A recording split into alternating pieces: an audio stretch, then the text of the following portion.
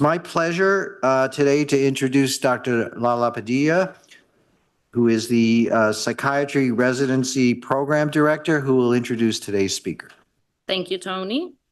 It is my honor to introduce today's speaker, Dr. Gina Savella, our Program Chief Resident and Chief Resident of Women's Mental Health. Dr. Savella earned her bachelor's degree in human physiology at Boston University and later worked as a research coordinator at MGH Centers for Women's Mental Health, where she was involved in several research projects, including the National Pregnancy Registry for Atypical Antipsychotics. She completed medical school at the University of Maryland, where she continued her research interests, participating on a project on caregiver PTSD symptoms after a multi-family group intervention. Gina has co-authored several papers in both gynecology and psychiatry and presented a clinical update on reproductive mood disorders with Dr. Yonkers at the APA annual meeting last May. Dr. Savella has been very active in medical student education as well, and she was recently inducted into the Alpha Omega Alpha Honor Society due to her educational achievements, leadership, and service to others. Gina will be graduating this summer, and we certainly hope that she will stay in our faculty, so talk to her after this. One thing to note is that Dr. Savella approaches her different roles as a leader, educator, and clinician with curiosity, a high sense of responsibility, and above all, empathy, which I imagine that you will see on her presentation today. In addition to women's mental health, Gina's interests include psychotic disorders, medical student education, and community and caregiver support, which she will be discussing in this presentation titled Supporting and Involving Family Caregivers in the Treatment of Adults with Serious Mental Illness. Help me in welcoming Dr. Savella.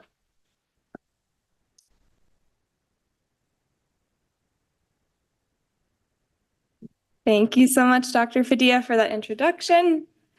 Hi, everybody. My name's Gina, and today I'm going to be talking to you all about supporting and involving family caregivers in the treatment of adults with serious mental illness. I have no actual or potential conflicts of interest to disclose.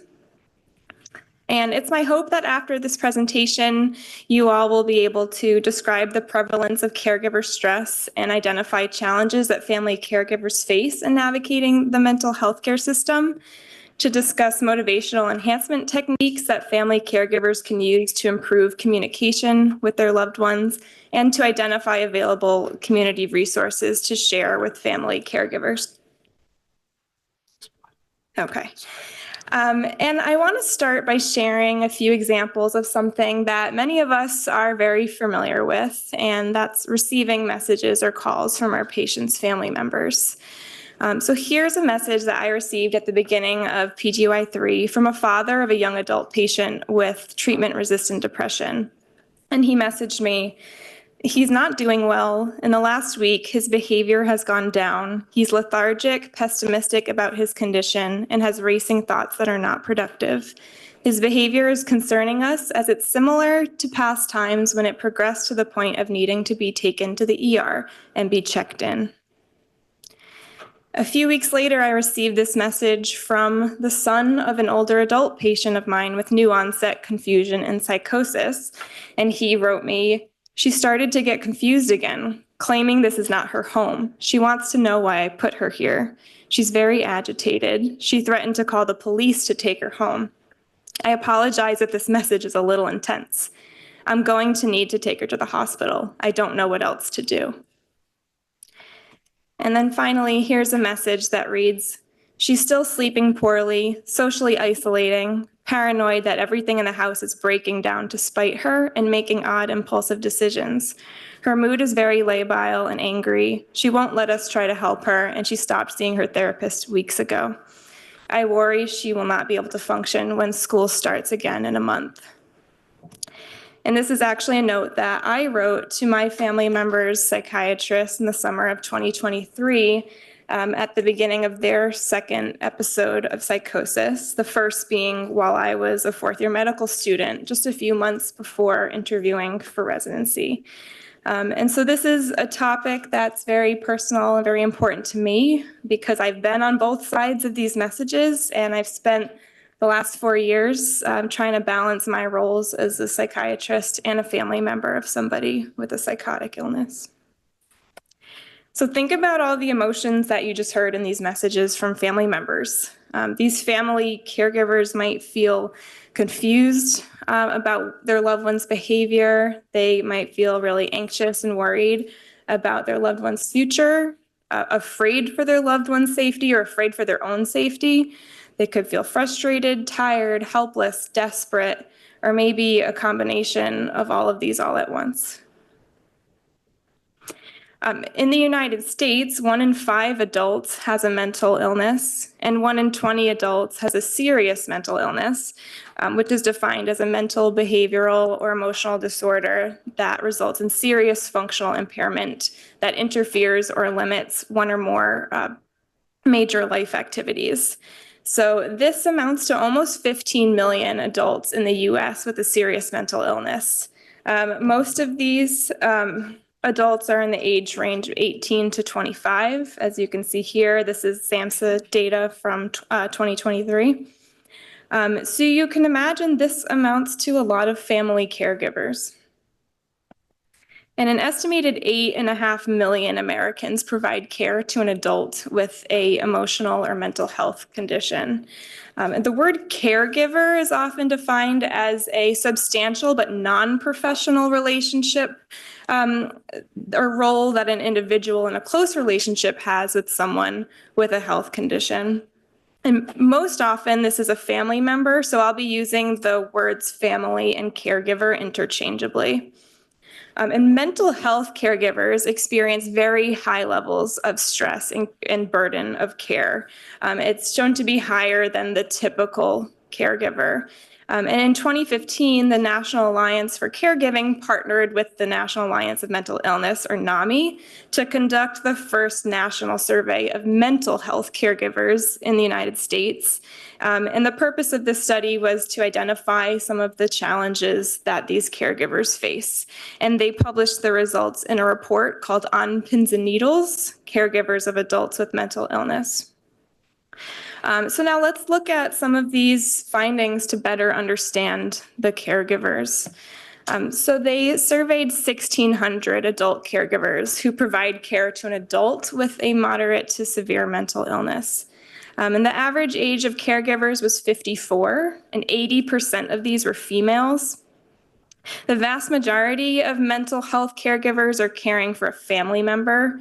45% are caring for an adult child, 14% caring for a parent, and 11% caring for a spouse. They found that mental health caregivers provide an average of 32 hours of care each week, where the typical caregiver in the US provides about 24 hours of care a week. And mental health caregivers had been providing care for an average of 9 years, whereas the typical US caregiver cares for about 4 years. And almost half of mental health caregivers live with their loved one who is receiving care. Now let's look at the reports of stress and burden of care. So 74% of these caregivers reported high emotional stress. 63% report having less time for themselves. 62% of caregivers of adult children reported the caregiving role was making their own health worse. Half of them reported feeling alone or feeling it was difficult to talk to others about their loved one's mental health issues. And 40% reported difficulty taking care of their own health. And it's worth noting that the caregivers in this survey were much higher socioeconomic status compared to the national average. So these findings may actually be an underestimate of the burden and challenges that caregivers face if we were to factor in those more underserved, under-resourced caregivers. The Pins and Needles survey also identified the challenges that caregivers face in navigating the mental health care system. So they were asked about the process of their loved one receiving a diagnosis, and 40% felt unsure that their relative had received an accurate diagnosis. And of those who did, it took an average of 11 years to get that accurate diagnosis. Half of mental health caregivers felt it was difficult to find a helpful medication regimen for their relative, and 30% of them reported difficulty getting their loved one to take their medication as prescribed. Caregivers were asked to what extent they felt included in care by providers, and 55% of them felt excluded from conversations about their relatives' care. They were asked about their experience with hospitals during urgent mental health issues, and 70% felt their relative was sent home from the ER or hospital too soon. Regarding the financial burden, half of the care recipients were financially dependent on their caregivers, and 68% of parents caring for adult children did not have any arrangements in place for future care of their child when they were no longer able to. 2/3 of caregivers were worried that their relative would hurt themselves or attempt suicide. And then finally, many caregivers also reported difficulty finding services for their loved ones. So this graph here shows in the red the percent of caregivers that reported they needed a service, but it was difficult to find. So things like mental health professionals, peer support, day programs, or case managers. So caregiver burden and stress is important to consider because it not only impacts the caregivers directly, but it also can hinder patient recovery. There's been a lot of research on this concept of expressed emotion, which is used to describe the family members' attitudes toward their relative with serious mental illness. And it's comprised of family members' feelings of criticism or expression of criticism, comments they make about their loved one's behavior, hostility, and then emotional over-involvement. This is things like self-sacrificing, overprotective behavior, over-identification with the patient. And if family members exhibit one or more of these attitudes, they're said to have high expressed emotion. And the studies show that high expressed emotion is a reliable and strong predictor of relapse in patients with psychosis. This is one example of a study that looked at both expressed emotion and caregiver burden in 100 patients with psychotic disorders who had achieved symptom remission.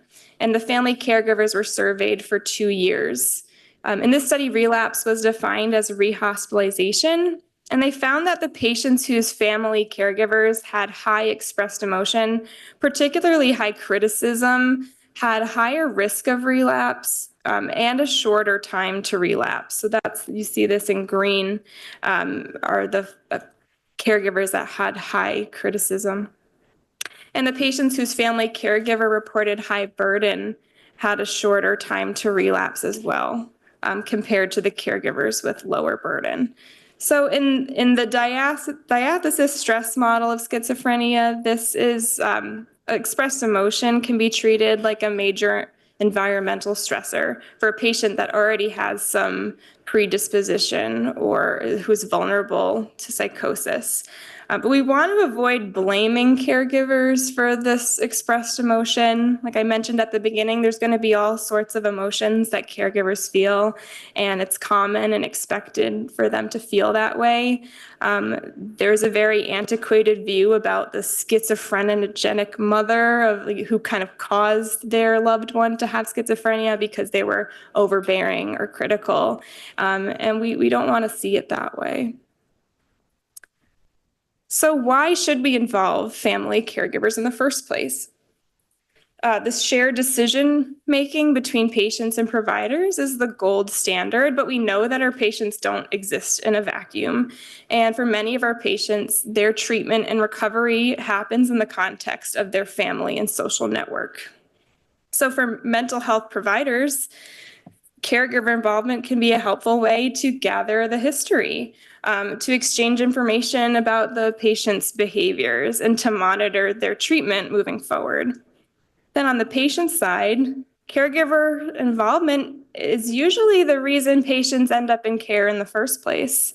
The caregivers are a source of support and encouragement for the patient. They can advocate for the patient and also hold them accountable for working towards their goals or engaging in treatment.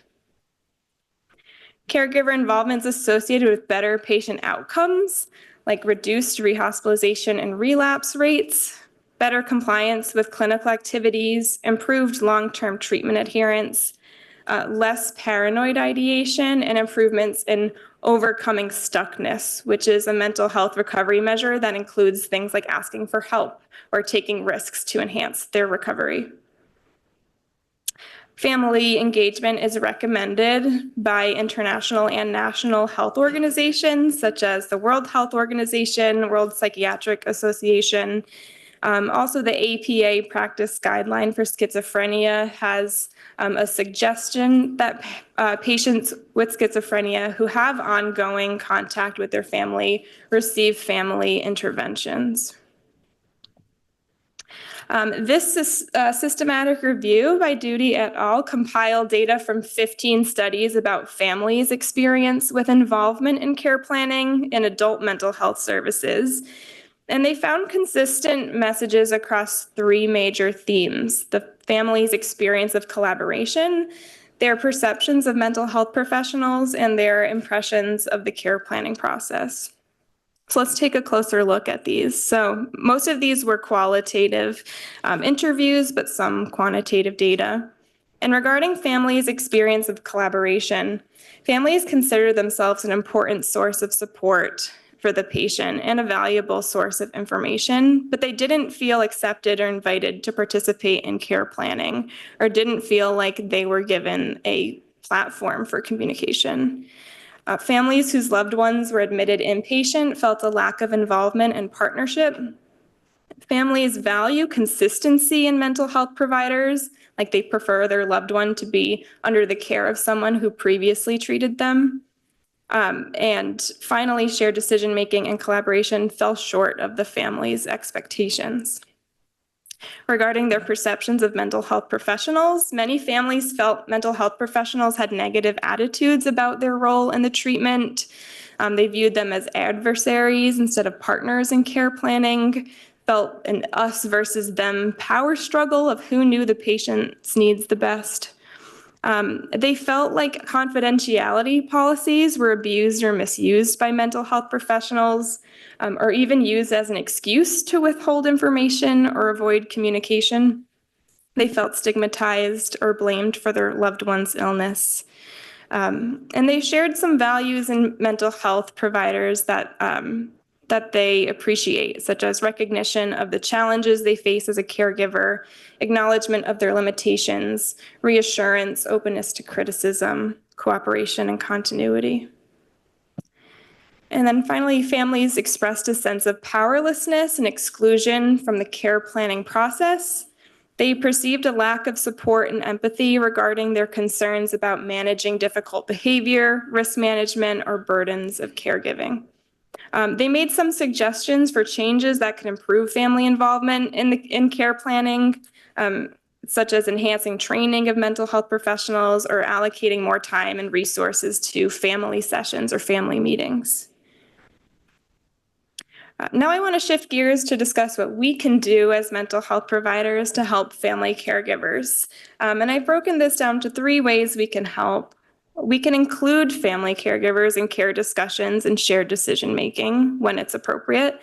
Provide education about loved one's mental illness and ways that they can communicate effectively with their loved ones, and share community resources and support services. So let's start with talking about how we can include family caregivers in patient care discussions.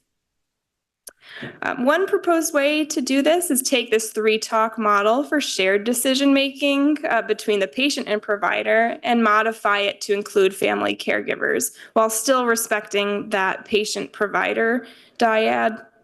So the first phase of this model is team talk, and this is the stage where the patient-provider relationship is established, and the provider works with the patient to establish treatment goals. So in this stage, providers should clarify who else should be invited to the decision-making team. The provider can suggest inviting family caregivers to the discussion and then clarify what the caregiver's role will be. Will they have a more passive or a more active role in care decisions? The second stage is option talk. This is This includes discussion about treatment options, the risks and benefits of treatment. And here, the provider should help patients and the invited caregiver to understand the pros and cons of treatment options. And the caregiver might suggest other options or present information about the patient's or family's history or past experiences. And providers should listen to the caregiver's suggestions and consider their input, as it might help influence treatment decisions. And then finally is decision talk, which focuses on identifying preferences and making informed decisions based on these preferences.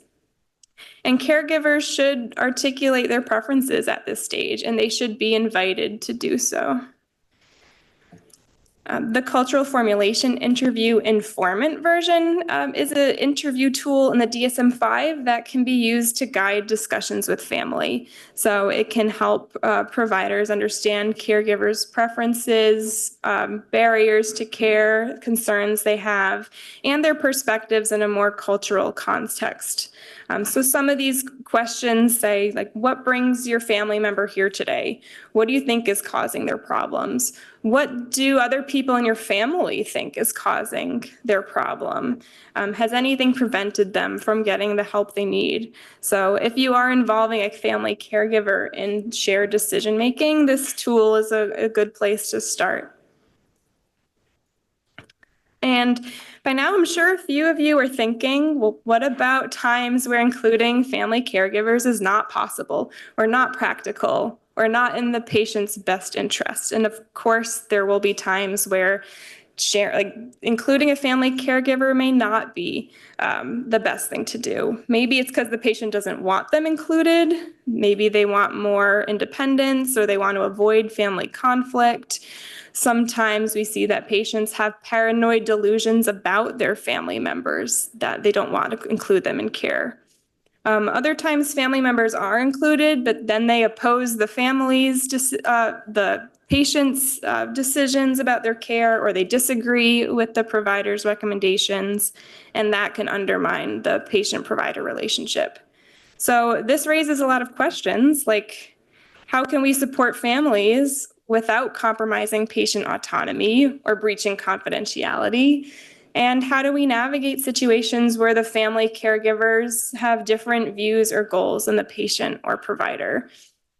Because as mental health professionals, we have an ethical obligation to respect patient autonomy and a legal obligation to protect their confidentiality.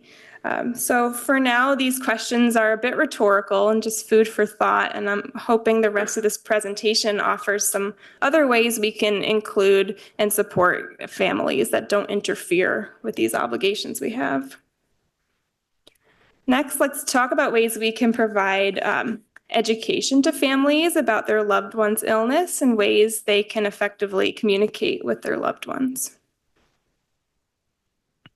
So family caregivers often struggle to communicate with loved ones who don't recognize they're mentally ill or who won't engage in treatment. And the well-known book, I'm Not Sick, I Don't Need Help by Dr. Amador describes this phenomenon in detail. And I like this quote from his book where he's talking about his own struggle to communicate with his brother who has schizophrenia. And he said, with every dose of reality I tried to give him, Henry countered with more denials. And with every go-round, we both became angrier and angrier. And this is something I can personally relate to. I think in training, one of the first things we learn in medical school psychiatry clerkship is don't challenge the delusion, don't challenge the delusion. And this is something as a professional psychiatrist, I do a pretty good job of this, but when it came to my family member, I was just horrible at that. And I think it's just more difficult when there's like a personal stake in the matter and you just want your loved one back. This book highlights the importance of educating family members about insight. So about half of patients with a serious mental illness have anosognosia, or lack of insight into their mental illness. And in these cases, it's important to educate families that the lack of insight is a product of brain dysfunction. It is a symptom of the illness. And it's not stubbornness or ignorance or some other character flaw on their family member's part. And it's this lack of insight that can manifest as confabulation, misattributing or externalizing blame, or having unrealistic plans for the future. And sometimes that can look like delusions or paranoia and can be very frustrating for families. So we can educate families that confronting or arguing with their loved one is often unproductive. And if they stop arguing and really start to listen and empathize, they can build their loved one's trust and actually work towards shared goals together. And this is the premise of LEAP. So in the 90s, Dr. Amador and Dr. Aaron Beck together developed a form of motivational enhancement therapy for an inpatient research study, and they called it medication and insight therapy. And at the time, motivational interviewing, there was already evidence that it was helpful with substance use disorders, and it had been shown to be a common feature of successful and effective interventions for schizophrenia. So initially, he trained therapists to use this type of therapy in his studies, but then he realized it's more of a communication style and not really a therapy intervention. So you don't need to be a psychiatrist or a psychologist to use it. So he developed a version for the non-professional layperson or caregiver, and he called it LEAP. And some of you may have heard of LEAP. This stands for Listen, Empathize, Agree, and Partner. So the first step is listening, and not just listening, but active, reflective listening. Listening to the person's point of view without reacting or challenging or asserting your opinions or arguing. And this can help build trust and repair damage that's already been done to the relationship. The next step is to empathize with their feelings of fear or frustration or discomfort. And recognizing that you can empathize with the feelings connected to a delusion without agreeing that the delusional belief is true. And then for agreeing, this is agreeing on finding common ground, things you can both agree on, whether that's needing more sleep or that there's a conflict at their job. And finally, partnering to collaborate together to achieve shared goals, whether that's getting a job or staying out of the hospital. And the partnering goes a lot smoother once you listen, empathize, and find things to agree on. Another motivational enhancement curriculum for caregivers is called Milo, and this was created by Dr. Emily Klein, who's a clinical psychologist at Boston Medical Center. And Milo was initially developed and studied in family caregivers of young adults aged 15 to 35 who had a serious mental illness, where the caregivers had already tried a range of communication styles from more passive to more authoritative, and there was no effective change toward their goals. So Milo is a communication approach that for caregivers to help them help their loved ones explore their own reasons for change, help them build understanding, confidence, and autonomy. It posits that caregivers cannot control their loved ones' behaviors, that communication should be non-confrontational and non-argumentative, and that caregivers should fight the impulse to give advice right away or to try to fix the problem. The first theme in Milo is reflection. So this is similar to the listen and leap. So this is referring to reflective listening, listening and repeating back what you heard your loved ones say, or naming the emotion that you picked up on.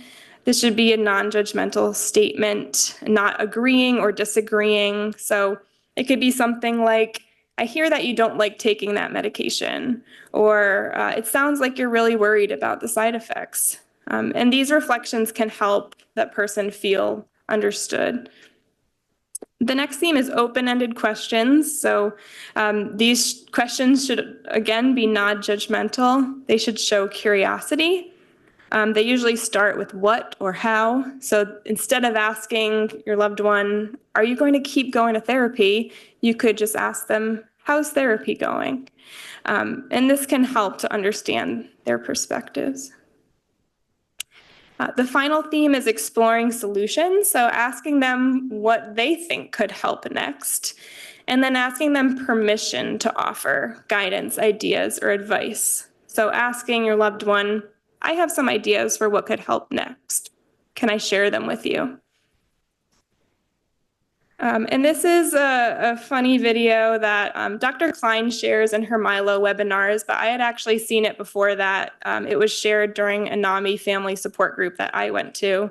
And it sums up this recommendation that we should listen and empathize with a loved one before we try to offer solutions or try to fix the problem. It's just, there's all this pressure, you know? And sometimes it feels like it's right up on me and I can just feel it, like literally feel it in my head, and it's relentless. And I don't know if it's gonna stop. I mean, that's the thing that scares me the most, is that I don't know if it's ever gonna stop. Yeah. Well, you do have a nail in your head. It is not about the nail. Are you sure? Because, I mean, I'll bet if we got that out of there. Stop trying to fix it. No, I'm not trying to fix it. I'm just pointing out that maybe the nail is causing. You always do this. You always try to fix things when what I really need is for you to just listen. See, I don't think that is what you need. I think what you need is to get the nail See, you're out. not even listening now. Okay, fine. I will listen. Fine. It's just, sometimes it's like there's this achy, I don't know what it is. And I'm not sleeping very well at all. And all my sweaters are snagged. I mean, all of them. Yeah, that sounds really hard. It is. Thank you. Ow! Oh, come on. If you would just. Don't. Try to see things my way. So I think that's a fun video. I've actually shared this video with a few of my patients who are caregivers to someone in their family. I think we all can relate to this on some level too.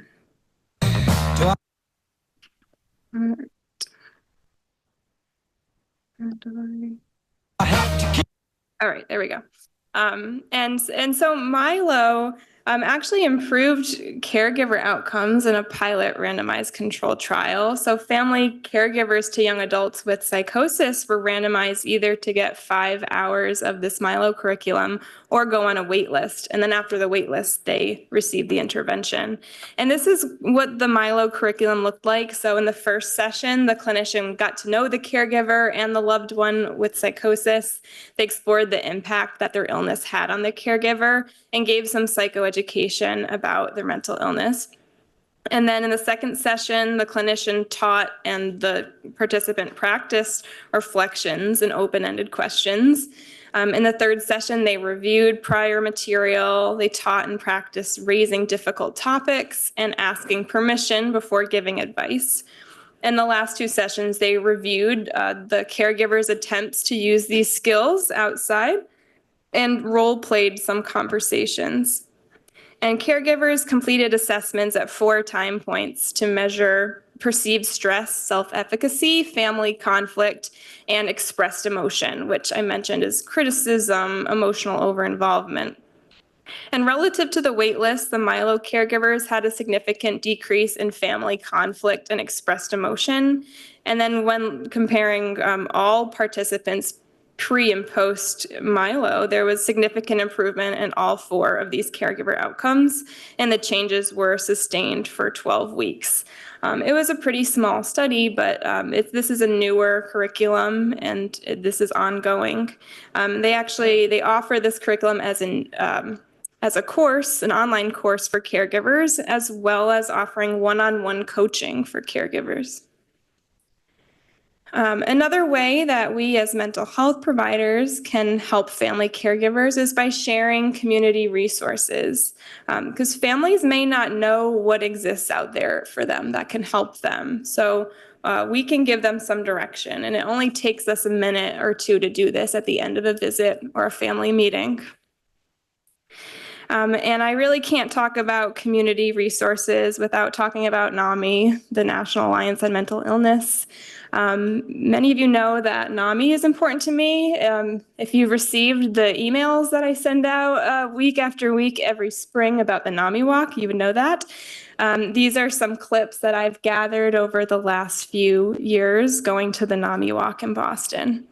And NAMI is the largest grassroots mental health organization in the US, and it's a coalition of family members and people with lived experience. It actually started in the 70s as a small group of families in California that got together, and they called themselves Parents of Adult Schizophrenics. And since then, it's grown to have over 700 affiliates in all 50 states.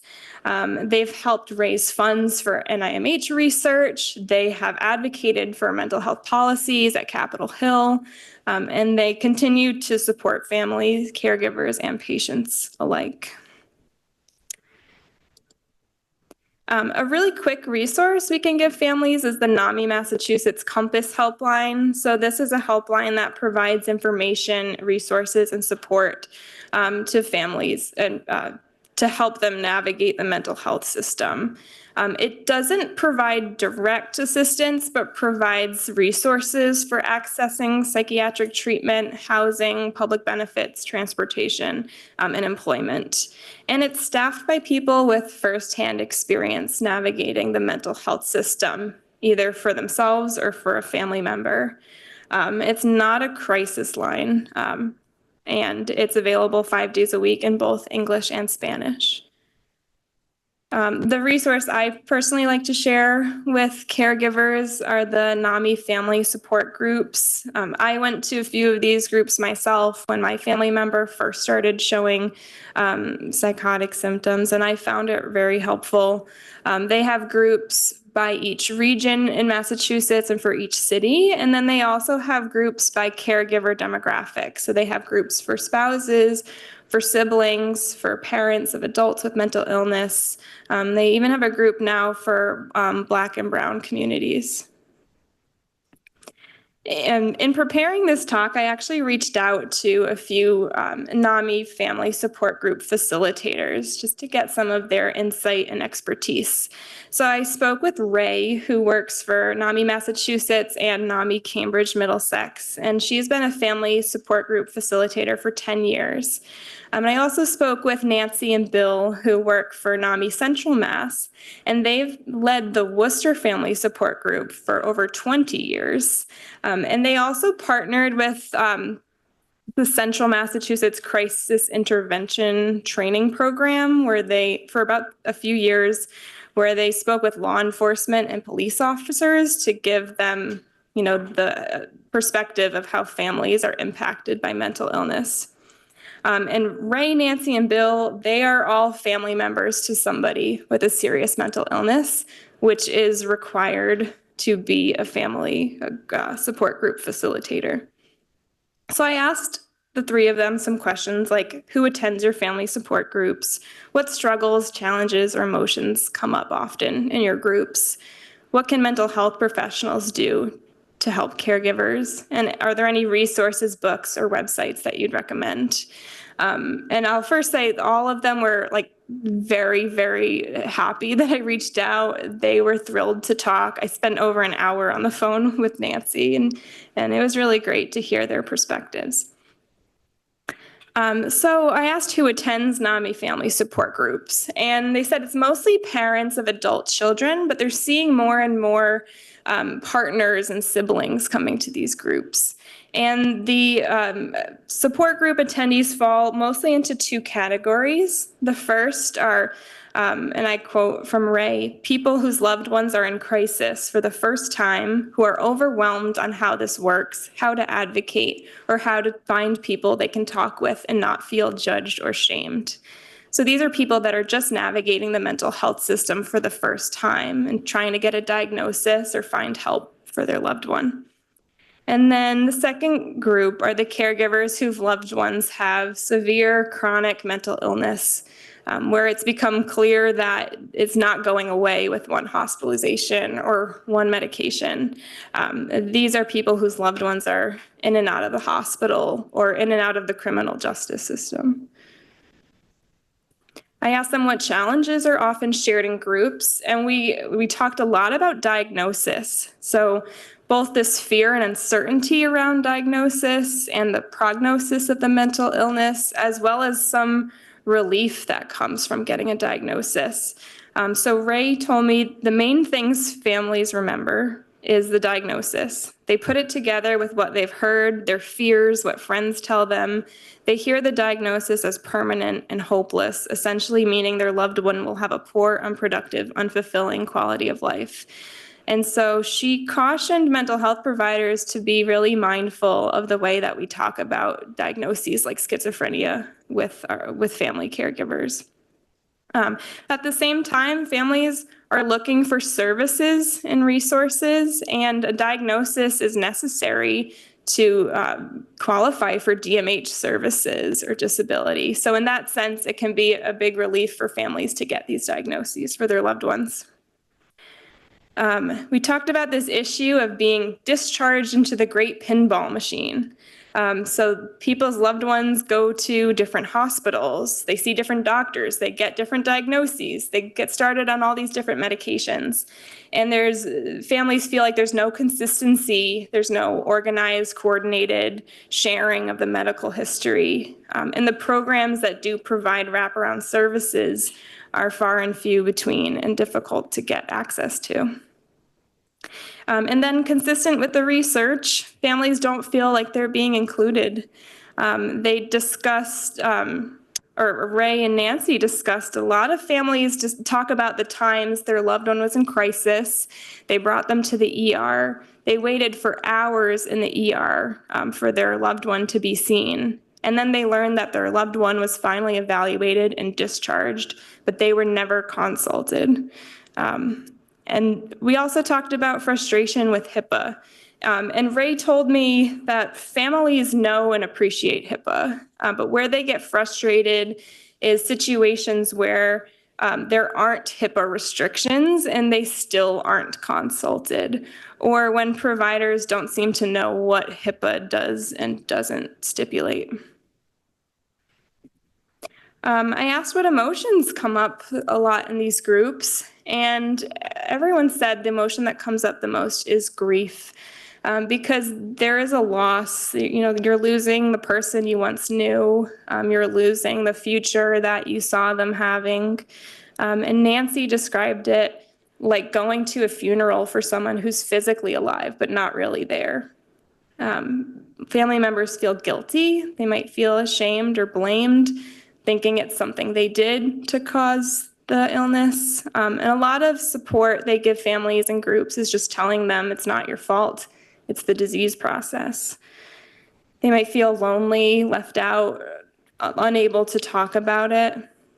And they realize they're not alone once they come to these groups. There's a lot of helplessness and anger, feeling like they can't get help for their loved one or not knowing what else to do. And there's fear. They feel scared. They feel threatened, unsafe in their homes. They're locking their doors at night. So what can mental health professionals do to help family caregivers? So Ray acknowledged that a lot of these challenges are systemic issues, but that a role for individual psychiatrists and clinicians could be helping patients and families understand there are alternatives to hospitalization that are just as effective and less traumatic for patients. And every psychiatric provider should have some of these suggestions in their back pocket, like recommending mobile crisis, the behavioral health helpline, peer respite programs, or crisis stabilization units. And then finally, I want to leave you with something Ray told me. I'll just tell you what she said. She said, the most important way to support family caregivers is to value them and treat their perspective with respect. Family members have a wealth of information and expertise. They know what works and doesn't work for their loved ones, If providers are not respectful and supportive of the family's role in the patient's life, it can encourage families or patients to withdraw and give up on the relationship, even though it is the one relationship that is likely to remain over time while providers and programs come and go. If that relationship is harmed, it's a huge loss for the patient. Here's a list I put together of some resources for most ages of adults. So here we have the NAMI family support groups, Family to Family, which is an 8-week course, the Compass Helpline, DBSA and Schizophrenia and Psychosis Action Alliance also have support groups. Advocates in the Kiva Center have peer respites. The Milo information's on here. The Treatment Advocacy Center is a great resource for family caregivers to learn about HIPAA and what it means and doesn't mean and what their rights are as a caregiver. This talk focused mostly on adults, but I added a few resources here for youth, like the Parent Professional Advocacy League, the sibling support program that we have here at UMass, and then for older adults, the Alzheimer's Association Care Coordination Caregiver Referral. So the takeaways are that most caregivers report feeling stressed and burdened by caring for a relative with mental illness, and the family environment affects patient recovery. Family caregiver involvement is recommended by international organizations and is associated with improved patient outcomes, but families also often feel excluded or undervalued. Motivational enhancement techniques like LEAP and Milo can be helpful communication tools that reduce family conflict and caregiver stress. And mental health providers can support families by inviting them to participate in the patient's treatment as able, providing education about patient's diagnosis, and sharing community resources. I want to give a big thanks to Ray, Nancy, and Bill from NAMI for their expertise, for Dr. Padilla for helping me brainstorm what I was going to talk to you all about today and decide how much I wanted to self-disclose. And then I want to give a really big thanks to my co-chief residents for being a huge source of support for me while I've been navigating this role as both a family member and a psychiatrist. Here are my references. Thank you all.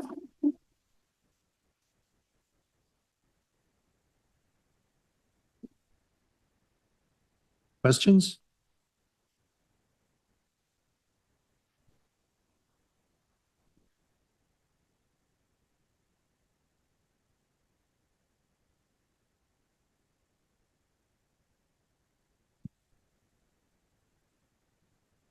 Thanks, Gina.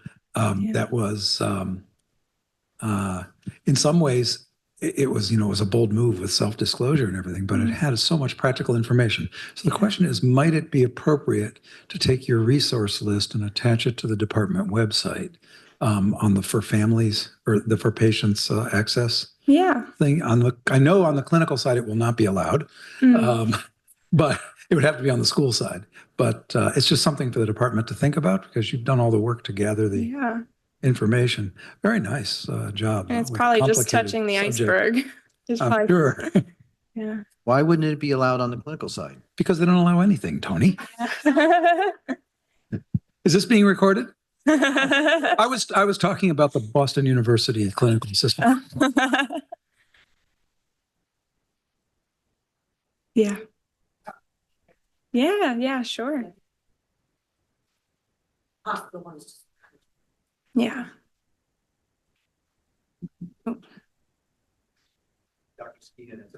Oh, yeah. Hi, Gina, thanks for what a great talk, and thanks for compiling that list of references. You touched a little bit, and Ray's comments were striking about how sometimes HIPAA is used as a crutch to either because we don't know how to communicate with families or we're afraid to. Yeah. I wondered if across your kind of looking at this, if there was any data into the differences between HIPAA implications in mental health care versus other disciplines of medicine, because it occurs to me like a cancer treatment team might have everybody in the Valet Parker in there, and it's just as much medical.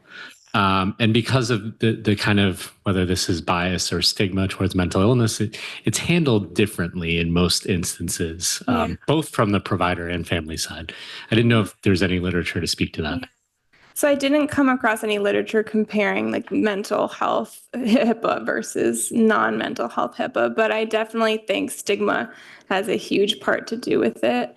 And like providers are very careful because we don't want to get in trouble for disclosing this very, very personal mental health information to families. But that resource I put, the Treatment Advocacy Center that talks about HIPAA for families, I think it's a great resource for both families and mental health providers. Like I learned a lot reading through it about, when I can or can't disclose things. There's a lot of misconceptions, I think, that providers have.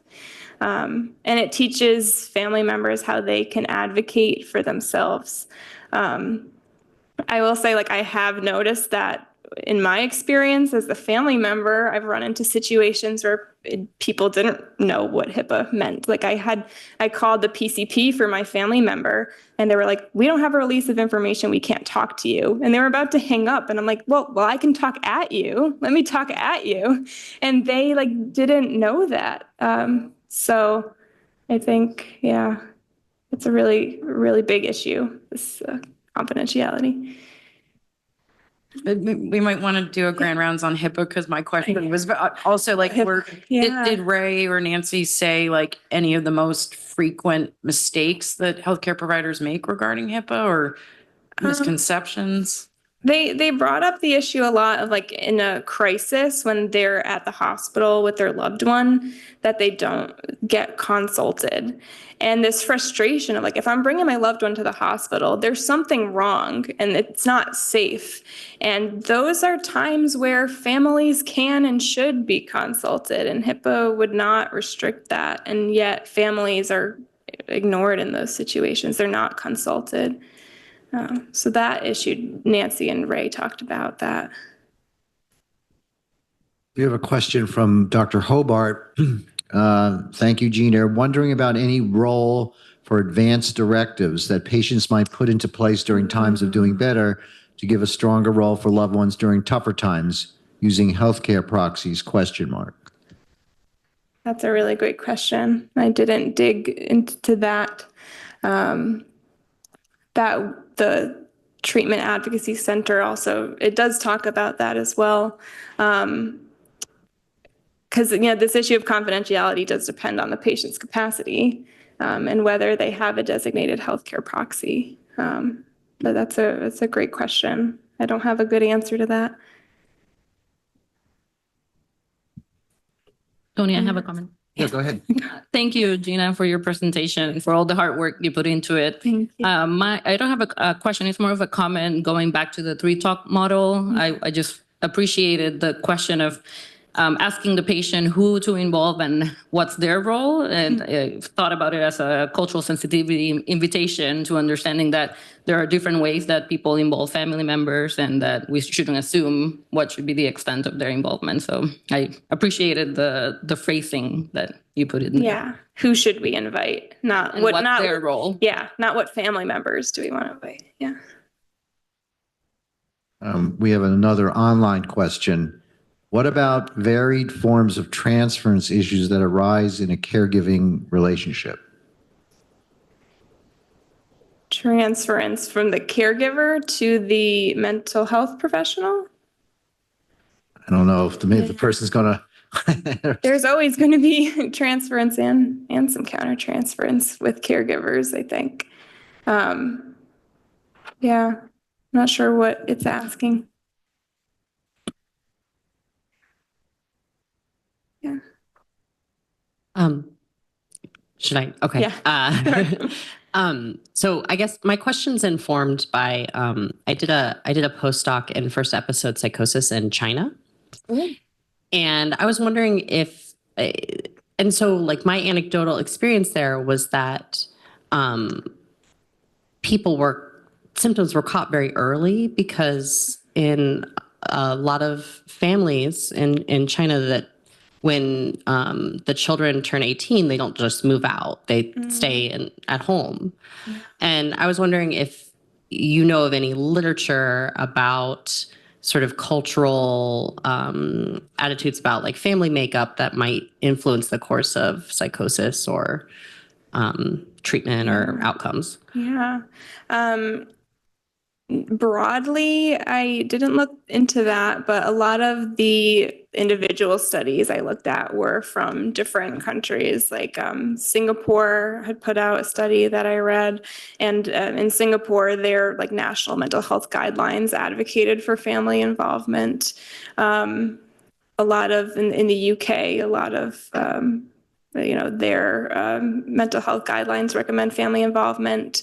But I can imagine that the family structure plays a huge role in how early people come into care. Because we do have a society where like people go off to college and they might not have any communication with their parents or loved ones during the time where we see serious mental illness start.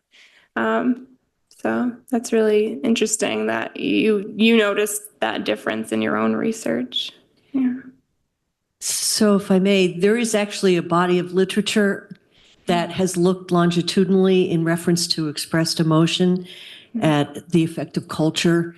And it is the case that other cultures such as this, where the individual stays in the home or in the village or whatever, their clinical outcomes are better. And, I know a couple of investigators have tried to wrap their hands around how they can mimic this effect in our clinical settings. So, Yeah. And I imagine stigma plays a huge role because other cultures stigmatize mental illness a lot more than others. I have a long question here. Thoughts on what can be done in situations in which someone with persistent mental illness who is unstable and also becomes seriously ill, as in with cancer, and who does not follow up with their cancer care, or who is not able to disclose mental health symptoms they are experiencing, and what families and friends can do to the impact on both physical and mental health. I'm not sure I understand. Sorry, can you repeat that? This sounds specific to a patient. Yes. Or